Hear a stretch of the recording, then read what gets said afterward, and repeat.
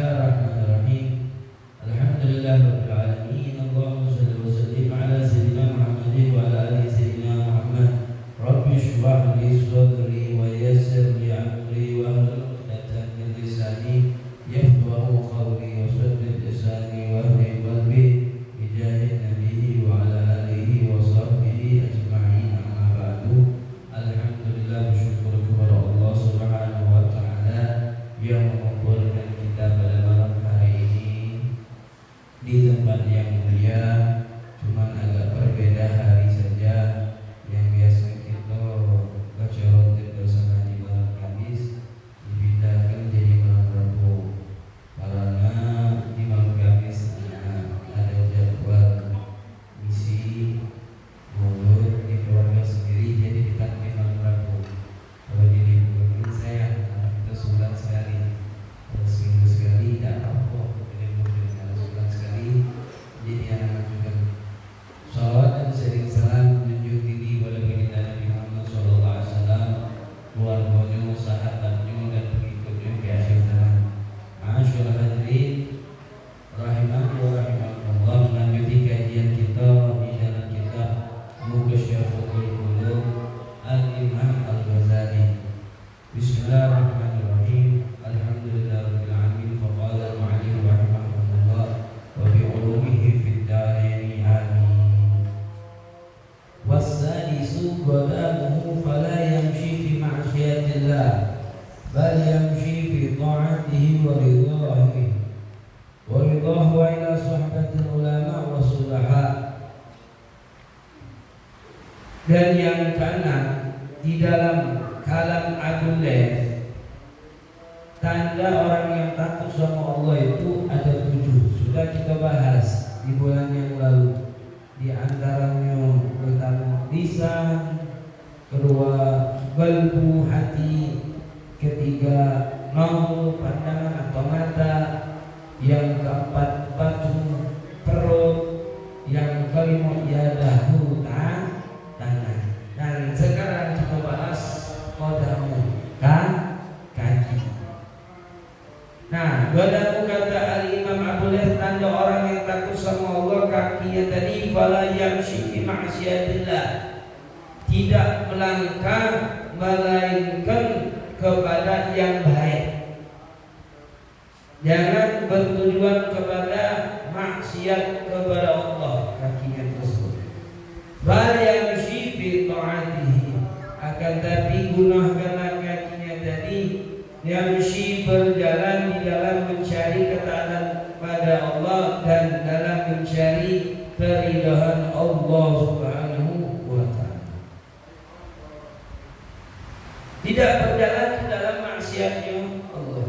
Contoh, pergi kepada suatu tempat yang tidak disukai Allah, mungkin diskotik ataupun tempat yang dikatakan mengundang murkanya Allah Subhanahu wa ta'ala, yang bercampur antara laki dan perempuan.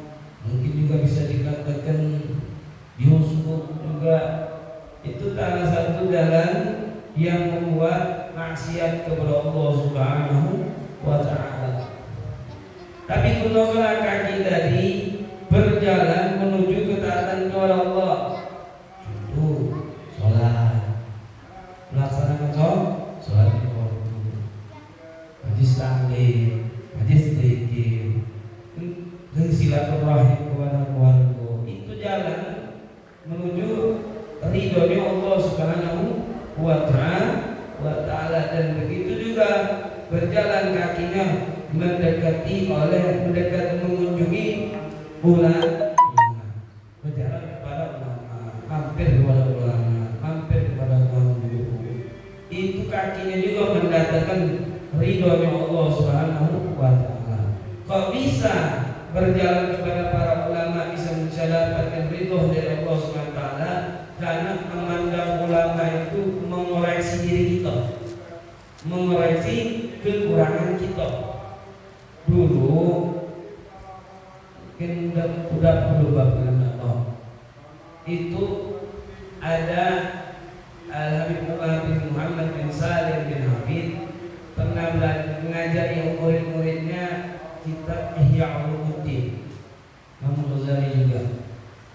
Datang lagi muridnya, datanglah salah satu ulama, aku lupa, pokoknya salah satu keturunan dari keluarga Habib Ali An-Nafsi, Subtukuran, orang Maulid Subtukuran, mengunjungi ke Darul Mustafa, ke pondoknya Habib Umar yang ada di Hadramaut. Tiba-tiba Habib Umar tutup kitab, sudah, tak sekali lagi kita mandang ulama itu sudah cukup. Ini menunjukkan kenapa dengan memandang orang soleh tadi mendatangkan rahmat, mendatangkan ridho. Beda kalau kita memandang orang yang jauh dari Allah, biduan yang ditonton, itu mendatangkan murka. Hampir ke tempat perempuan yang gimana, atau laki-laki banci, bukan perempuan banci, hampir ke tempat mereka itu mendatangkan murka dari Allah Subhanahu wa Ta'ala. Beda kalau itu datang ke ustaz, rumah kiai, atau rumah para ulama, atau rumah orang as-sulaha, orang yang baik, yang mungkin dari teman kita baik sama kita, walaupun bukan ulama kita kunjungi tak pahala, walaupun dia bukan seorang ustaz, tapi kawan baik itu baik dia dalam bantu kita kunjungi. Itu silaturahim yang mendatangkan ridhonya Allah Subhanahu wa Ta'ala, bahkan mendapatkan rezeki Baik Nabi dan dipanjangkan umur oleh Allah Subhanahu wa Ta'ala. Masyaallah hadirin yang dirahmati dan dimuliakan oleh Allah Subhanahu wa Ta'ala. Yang ketujuh, tanda orang yang takut sama Allah kata Imam Abdullah, yaitu ta'atuhu, ketaatannya. Ketaatannya dibahas. Padahal kalau kita tengok taat ini, ya wong sayang sama Allah. Wong yang nak mendekatkan kepada Allah, yang nak dekat sama Rasulullah, tapi dibahas. Ketaatan kita yang sholat, puasa, zikir, sedekah itu dibahas oleh Imam Abu Dhabi. Ada orang takut sama taatnya dibahas. Fayaj'al ta'atu khalisatan liwajhillah ta'ala. Imam Abu Dhabi menganjurkan kalau orang yang ditaat itu hendaknya ikhlas liwajhillah, karena Allah, tidak mengharapkan balasan dan tidak mengharapkan apapun, pujian ataupun hadiah, tidak. Khalisah liwajhillah, ikhlas karena Allah Subhanahu wa Ta'ala. Dibahas oleh Imam Abdullah, kalau orang yang tak tujuannya untuk mencari dudukan atau mencari jabatan atau mencari pujian, pengen disanjung oleh orang lain, belum khalisah, belum ikhlas ibadahnya, taat dia sama Allah Subhanahu wa Ta'ala. Contoh, kita sholat atau tidak ada orang sholat, atau kita yang sholat atau orang yang zikir, tapi tujuan kita tadi sholat supaya menjadi uang tadi aneh. Walaupun tadi tidak tahu, tapi Allah tahu isi hati kita. Tapi Allah tahu isi hati kita. Ini belum kali saya tidak belum dikatakan ikhlas ibadah kepada Allah Subhanahu wa Ta'ala. Maka Imam Abdullah ini menganjurkan wa yakhaf min riya wa nifaq, diusahakan takutlah daripada riya. Amin. Kalau amal kita ini tidak ada sebanding dengan rahmat yang diberikan oleh Allah Subhanahu wa Ta'ala. Untuk apa kita ibadah riya? Salat diriakan, sedekah diriakan, haji diriakan, umroh diriakan, dipamer kriminal. Untuk apa ibadah? Kalau kita ibadah sebanyak apapun ibadah, itu tidak terbanding dengan sikap rahmat dari Allah Subhanahu wa Ta'ala. Rahmat anggap aja pandangan mata ini. Kita kalau tidak kata mata, tak bisa kita nak ke tempat wudhu, nak tengok kiblat di mana, nak berjalan ke masjid di mana, nak berangkat tempat majlis di mana, tidak ada. Itu tidak sebanding dengan rahmatnya Allah Subhanahu wa Ta'ala. Dulu ada nama seorang Nabi ini beribadah kurang lebih yaitu 500 tahun. Di kitab ini juga dikitakan oleh Wahab bin Munabbih. Sungguhnya Wahab bin Munabbih ini beribadah sama Allah 500 tahun. Umur para Nabi panjang. Umur Nabi Muhammad yang Nabi tidak terlalu 100 tahun itu tuh jalan-jalan. Ya, abadallah, beribadah sama Allah 500 tahun. Fahadda ilaih, maka Allah memerintahkan kepada para nabi, Allah dan Allah mewahyukan kepada orang nabi tersebut, ani qad ghafartu lak. Allah berkata sama nabi tadi, aku mengampuni dosa, aku mengampuni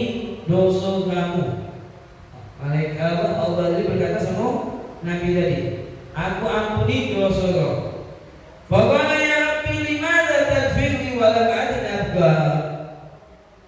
Maka berkata itu Nabi, ya Rabbi, wahai Tuhanku, bagaimana engkau bisa mengampunkan dosaku sedangkan aku tidak pernah melakukan dosa sama sekali. Aku ini mengaku saum ibadah. Jangan kau bisa katakan aku, wahai Allah, kau ampuni dosaku sedangkan aku tidak pernah melakukan dosa. Fa'aqallahu irquhu fa'adraba alaih wa lam yanqil laila. Maka Allah perintahkan urat yang ada di lehernya ini, dua urat yang ada di lehernya ini, untuk menyakitkan orang Nabi tersebut, sehingga Nabi ini walam yanqil laila, sehingga Nabi tadi tidak baca itu. Tidak baca itu karena dua urat ini diperintahkan oleh Allah untuk menyakitkan Nabi tadi. Pada malaikat subhi fasyakka ilaih, maka datanglah malaikat subuh dan mengadu itu Nabi tadi kepada malaikat subuh tadi, malaikat yang mengkorban Iraq. Baik malaikat, kenapa bukan aku sakitnya? Faqala, maka malaikat tadi berkata, inna rabbaka yaqulu laka ibadatu khamsina aman ma ta'dilu syakwa hadal Iraq. Arab. Kata malaikat tadi, sesungguhnya Tuhan engkau berkata sama kau tadi, ibadah 500 tahun tidak sebanding dengan dua urat yang ada di leher kau. Kalau tidak sakit kau baca ibadah, kalau sakit kau baca ibadah, tidak usul. Dikatakan oleh malaikat, maka dari itu salah tadi. Iya, aku ibadah kalau tidak sakit, aku tadi ini sedikit beda sempurna ibadah 500 tahun. Berarti ini rahmat Allah SWT tidak sebanding dengan ibadah kita sebenarnya apapun. Jadi penting bagi kita ikhlas di dalam ibadah, tidak usah mengharapkan sesuatu atau pujian dari seseorang. Yang kita mudah-mudahan dijauhkan dari ibadah yang riya. Ma'asyal hadirin yang dirahmati dan dimuliakan oleh Allah Subhanahu wa taala. Allah Subhanahu wa taala berfirman, wal akhiratu inda rabbika lil muttaqin, wa qala fi ayati ukhra innal muttaqina fi jannatin wa 'uyun, wa qala Allah ta'ala innal muttaqina fi jannatin wa na'im, wa qala Allah ta'ala innal muttaqina fi maqamin amin. Ini menceritakan tentang orang yang bertakwa. Orang yang bertakwa itu di surga, nikmat, maqamnya tinggi. Nah, di sini dikatakan bahwasanya innahum yarjauna, sesungguhnya mereka itu ingin selamat nanti di hari kiamat minanar, dari api neraka. Selayaknya bagi mereka tersebut, bagi orang yang mukmin, ayyakuna bainal khauf wa riya, ada rasa takut sama rasa harapan. Aku ibadah ini, aku tidak diterima, bingung, ada diterima, aku tidak ada sembahnya, ada khauf, harapan masih. Fayadu rahmatullah, maka hendaknya kita tadi berharap rahmat Allah. Jangan kita maksudnya selalu dengan supaya dapatkan ibadah kita tadi, mendapatkan rahmat dari Allah, maksudnya diterima. Wa yas'i wa la ya'sud minha, janganlah putus asa minha, dari rahmat Allah Subhanahu wa taala. Karena Allah Subhanahu wa taala berfirman, la taqnatu min rahmatillah wa ya'budullaha wa yarji'u afalihi biha wa yatubu ila Allah taala. Maksudnya gimana? Ada wong ibadah tiba-tiba maksiat, bingung, ibadah kemarin jangan diterima, aku tidak. Iya, diterima, aku tidak. Jangan putus asa.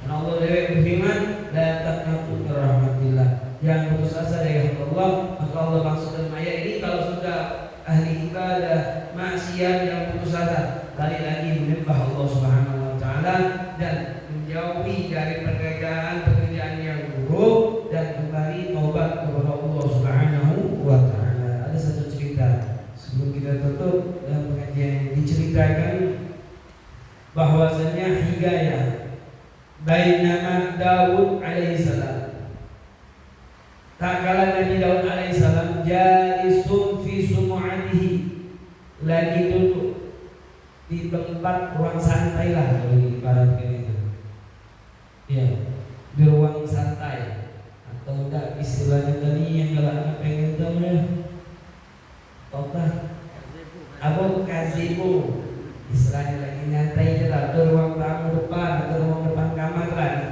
lagi nyantai gitu, lagi duduk dulu. Tapi beda, kita duduk kita beda dengan Nabi Daud.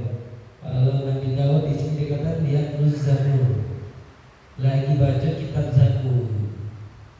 Kalau kita ngopi plus rokok, ambil minum, nanti. Tapi kalau Nabi Daud dia Zabur, baca kitab Zabur. Mungkin dia buah, dia tulis Quran kita ya. Nanti Al-Quran santai kita berada, baca salawat itu ada di. Nah, tak kala Nabi Daud alaihissalam lagi duduk, Iqra'at judatan hamra fitra. Ini Nabi Daud melihat cacing warna merah ada di dalam tanah keluar di cacing. Faqala fi nafsi, maka Nabi Daud tadi berkata di dalam dirinya terlintas, ma'arallahu fi hadhihi duda. Apalah yang diinginkan oleh Allah dengan cacing ini? Apalah aku dimaksud begini lah.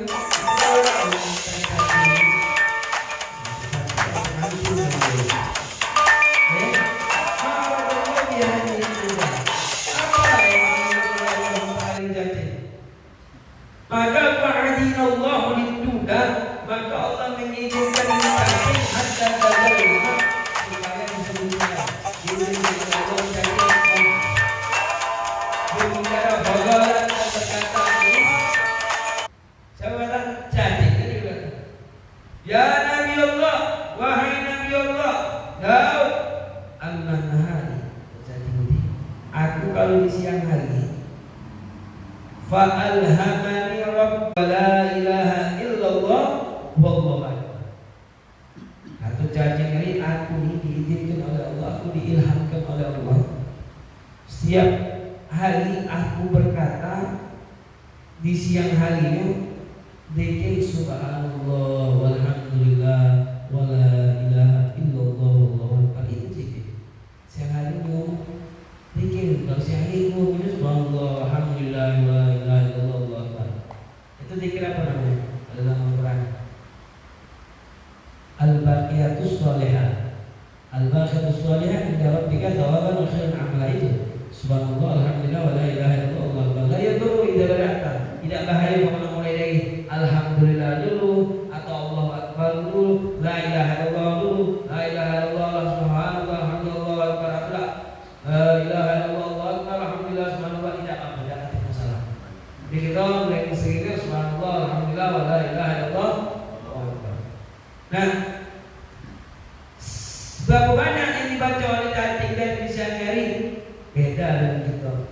Dia baca Al-Fatihah 1000 kali, 1000 kali siang hari deh. Subhanallah alhamdulillah wa la ilaha illallah wallahu akbar.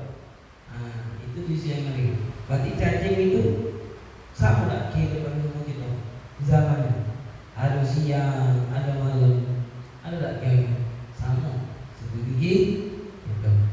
Dan di sini dia berkata lagi wa ammal laili, dan di waktu malam kata cacing tadi fa'alhamani rabbi, aku diilhamkan oleh Tuhanku an aqula fi kulli laila, aku diizinkan oleh Allah setiap harinya aku berucap di malam hari, setiap malamnya Allahumma shalli ala nabiyyin ala Muhammadin nabiyil ummi wa ala alihi wa sahbihi wa sallam. Salawat, bersolawat sama baginda Nabi Muhammad sallallahu alaihi wasallam al-Fatihah 1000 kali. 1000 kali. Fa'anta manzul. Kata Nabi, kata jadi sedangkan kau apa yang kau baca? Tanya bilang oleh jadi, kau yang kau baca yang bilang.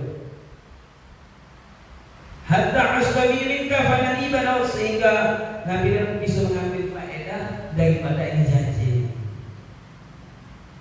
bisa memberi faedah daripada ini cing Nabi Daud alaihissalam. Maka menyesal itu Nabi Daud alaihissalam ala ahdiqarid duda, atas meremehkan ini cing. Dari pelajaran kisah ini menganjurkan kepada kita jangan lepas dari zikir kepada Allah Subhanahu wa taala, janganlah kita kalah sama janji ini.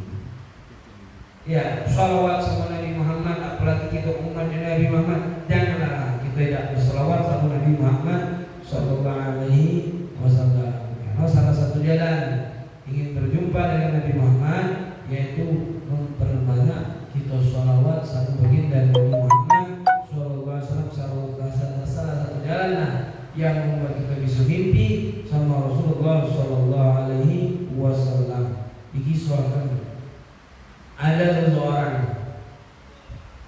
yang mengadu, kisahnya sering saya sampaikan, mengadu kepada gurunya. Saya juga dapat dari guru saya juga Muhammad. Berkata sama gurunya, murid ini, wahai guru, pengen mimpi Rasulullah. Maka kata gurunya, kalau kau pengen mimpi Rasulullah, habis makan jangan minum. Habis makan jangan minum. Ditunggu-tunggulah oleh muridnya, habis makan pagi, siang, malam, sore, nak pedas tidak tidak seminum, tidak minum. Sehingga ketika tidur mimpi minum. Bagi dia dan mimpi minum ini langsung iman. Sehingga dia bangun, hadap langsung ke gurunya, wahai guru, kenapa aku mimpinya minum bukan mimpi Rasulullah? Katanya dia, kenapa aku tak mimpi Rasulullah? Maka kata gurunya, cek itulah kalau kau tak mimpi Rasulullah, seperti kau tidak minum atau bawa mimpi akhirnya minum. Bagaimana kau anak-anak minum? Nak pengen minum, nah itu bawa mimpi. Cek itu setiap hari kalau kau nyebut nama Rasulullah, salawat sama Rasulullah, ya mimpilah Rasulullah SAW sesuai dengan hadis Nabi, man ahabba syai'an aktsaruhum min dzikrihi. Kata Nabi SAW, seseorang yang cinta sama sesuatu pasti sering menyebutkan sesuatu tersebut. Yang galak cinta pemain sinetron berarti cintanya gali sama cinta pemain sinetron. Kalau gawe cinta pemain bola, berarti dia cintanya pemain bola atau cinta sama pemain bola. Kalau cintanya mobil, berarti cinta sama mobil. Tapi kalau dia cinta sama Nabi, selalu lisannya tadi cinta sama Nabi Muhammad, tentang Nabi Muhammad SAW kepada anak dan keluarga. Nah itulah manfaatnya tadi kalau ingin bersalawat sama Nabi Muhammad SAW. Dan pelajaran dari kisah ini juga yaitu kita tidak boleh aduda kepada binatang, tidak boleh, apalagi sama manusia. Apalagi sama manusia. Itu dikatakan ada hadiga. Pertama itu ada yang bisa dikatakan meremehkan seorang itu dengan pandangan mata. Ya, pandangan mata. Dikatakan ya, bisa juga memandang dengan kejelekannya seseorang. Ya, muda itu dulu jahil, sekarang ini bagus. Bagus itu. Ya, itu tidak diperbolehkan. Atau juga memandang air hegel tadi. Rambut itu mungkin apa ini baju itu tidak boleh kita meremehkan seseorang dari segala bentuk apapun. Tapi jadi walaupun ada ketiga ada nas, tidak boleh kita meremehkan manusia. Dari pandangan mata, pandangan mata jangan main mata. Ibarat dari atau dalam tingkahnya dulu ngecein nampoi gitu. Bau dia lah. Nah, ini tidak boleh ada ketiga. Sama binatang beda boleh, apalagi sama manusia. Kita remehkan seorang tersebut belum tentu kita lebih bagus daripada dia. Mungkin berubah, kita mungkin mengatur diri kita soleh, wong kali yang soleh, belum tentu akhir hidup kita soleh. Ya, belum tentu akhir hidup kita baik. Bisa kita berubah jadi tidak baik, tidak baik.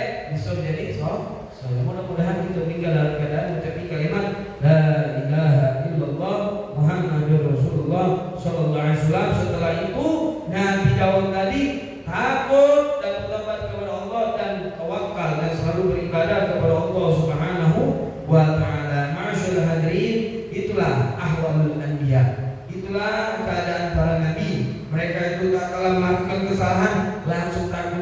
sama manusia. Itu mereka manusia. Dia tapi kedudukan kalau mereka melakukan kesalahan langsung takut sama obat sama apa. Kalau kita lagi itu banyak anu-anu. Kadang-kadang astagfirullahaladzim, tapi tidak ada dalam hati. Tobat tadi belum kalau renungkan, tidak menyadari kesalahan tadi sehingga menganggap enteng apa yang kita lakukan. Mudah-mudahan pengajian pada malam hari ini diberkahi Allah SWT, panjang umur kita bersama, umur yang diberkahi Allah. Mudah-mudahan yang sakit disembuhkan oleh Allah, yang hajat dikabulkan oleh Allah SWT, hajat dunia wal akhirah. Amin ya rabbal alamin. Hadza minni wa afu minkum. Wassalamualaikum warahmatullahi taala wabarakatuh. Bismillahirrahmanirrahim. Alhamdulillahi rabbil alamin. Allahumma salli ala sayyidina Muhammadin wa ala ali